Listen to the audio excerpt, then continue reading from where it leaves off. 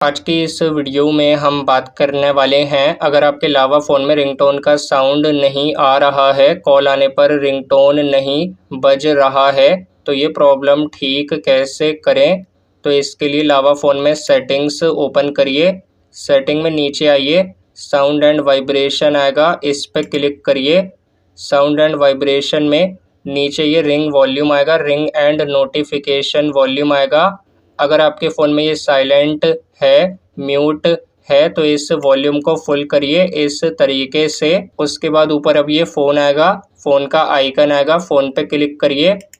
अब ऊपर आएगा ये सिम1 फ़ोन रिंगटोन, इस पे क्लिक करिए।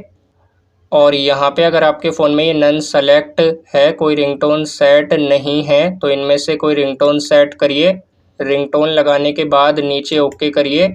सेम सिम2 पे क्लिक करिए, इनमें से कोई रिंगटोन सेट करिए, रिंगटोन पे क्लिक करिए, नीचे ओके करिए। दोनों सिम के लिए रिंगटोन सेट हो गया है, तो अब बैक आइए। अब नीचे आइए, नीचे एडवांस पे क्लिक करिए।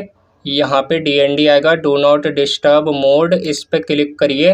अगर आपके फ़ोन में ऊपर ये DND ऑन है तो इसे बंद करिए।